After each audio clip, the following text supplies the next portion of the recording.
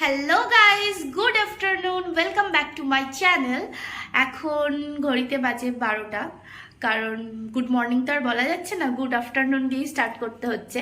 তো এখন আমরা ঘরেই ছিলাম, আজকে সেরকম বেরোনোর কিছু ছিল না। আর বাইরে যা পরিমাণে রোদ, বেরোনো তো কোনো প্রশ্নই ওঠে না, আর এমনিতেও কোনো কাজ ছিল না। তো হঠাৎ করে দেখি গ্যাসটা শেষ, কিছু তো খেতে হবে, রোজ তো আর অর্ডার দিয়ে খাওয়া দাওয়া করা যায় না।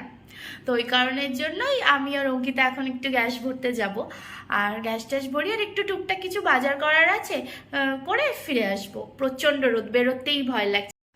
আমরা ঘর থেকে বেরিয়ে টোটো পেয়ে গেছি, তো টোটোতে উঠে গেছি। তো টোটো থেকে নেমে গ্যাসটা ভরতে দিয়ে কি করব, তা একটা নতুন ফ্লেভার বেরিয়েছে ক্রিমবেলের রোজ, মানে আমি নতুন দেখলাম, মানে ফার্স্ট টাইম খেলাম, খুব সুন্দর ছিল। ওটা খাওয়া দাওয়া করে গ্যাসটা নিয়ে টুকিটাকি কিছু বাজার করার ছিল, সেই বাজারটা করে আমরা বাড়ি চলে এসেছি। একদম ডাইরেক্ট রুমের সামনে নেমেছি। প্রচণ্ড গরম, এত গরমে হাঁটা অসম্ভব ব্যাপার।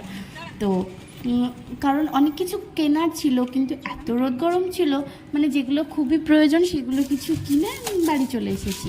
তো তারপরে অঙ্কিতাকে বললাম, তুই আজকে রান্নাটা কর, আমি ঘরের যা কাজকর্ম আছে টুকটাক এগুলো গুছিয়ে রাখি। তো যা বাজার আগে করে এনেছিলাম, তারপরে আজকে গ্যাস ভরতে গিয়ে যেগুলো করেছি সেগুলো গুছিয়ে রাখি।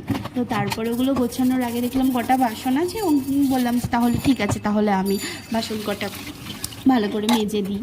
তো ওই বাসন কটাই মাজছিলাম, তো ওই জন্য দেখলাম যে ওইগুলো গোছালে পারে তাহলে হয়তো আবার দেরি হয়ে যাবে, ওদিকেও রান্নাও করবে। তো বাসনগুলো মেজে টেজে দিয়ে কটা জামা কাপড় ছিল, সেই জামা কাপড় কটা আমি কাচলাম, কেচে ওই কটাও মেলে দিলাম। তো এই দিককার বাইরের কাজকর্মগুলো সব কিছু সেরেই ভাবলাম যে তাহলে ঘরের যে জিনিসগুলো গোছগাছ করবো তাহলে সেগুলো তখনই করব।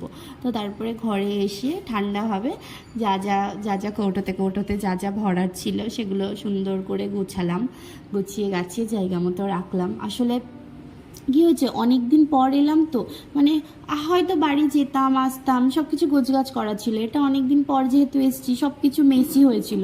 তো ওই কারণের জন্য আবার একটুখানি একটা সপ্তাহ এই ঘরদোর গোছগাছ করতে, ঠিকঠাক করতে একটা সপ্তাহ অন্তত দিতে হবে। ওই কারণের জন্যই বললাম, অঙ্কিতাকে বললাম যে তুই আজকে রান্নাটা কর, তুই রান্নাটা করলে পারে তাহলে আমি এই দিকটা গুছিয়ে নিয়ে স্নান করে তাহলে সময় মতো খাওয়া হয়। সব কিছু কমপ্লিট, আমরা এবার খেতে বসেছি। দুপুরবেলার লাঞ্চ করছি আমি আর অঙ্কিতার তো খাওয়া শুরু করে দিয়েছে, হ্যাঁ অলরেডি ওর খুব খিদে পেয়ে গেছে, আমার একটু লেট হয়ে গেল। ঠিক আছে, টাটা। খাওয়া দাওয়া আজকে অঙ্কিতাই রান্না বান্না করেছে, খাওয়া দাওয়া করে তারপরে আসছি। আজকে লাঞ্চে আছে ভাত, ডিম ভাজা, পাঁপড় ভাজা আর ডাল। অঙ্কিতা খাচ্ছে, এখানে অঙ্কিতা স্টার্ট করে দিয়েছে। ঠিক আছে, খেয়ে নি। লাঞ্চ ডান, এইবার খাওয়ার পালা। টক দইটাকে আমি দায়িত্ব নিয়ে মিষ্টি দই বানিয়েছি, কারণ এর মধ্যে চিনি দিয়েছি।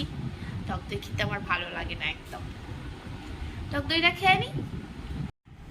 তো দুপুরের পরে আর কোনো ব্লগ কন্টিনিউ করা হয়নি। তো এখন রাত্রে মনে পড়ছে যে আমার ব্লগটা এন্ড করতে হবে, প্রত্যেক দিনই ভুলে যাই।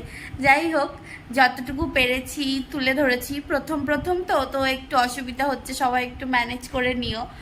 আর যদি আমার ব্লগটা ভালো লেগে থাকে তো do like, share and subscribe. Thanks for watching. তো আমি আরও চেষ্টা করব সুন্দর করে গুছিয়ে ব্লগ দেওয়ার। এখন তো মানে নতুন একটু ভুল ত্রুটি তো হবেই, তো সেটা নিজের মনে করে মাফ করে দিও। আর আমি ডেলি যা করব, ডেলি রুটিনে আমি যতটুকু পারবো ততটুকু সবার মধ্যে তুলে ধরার চেষ্টা করব।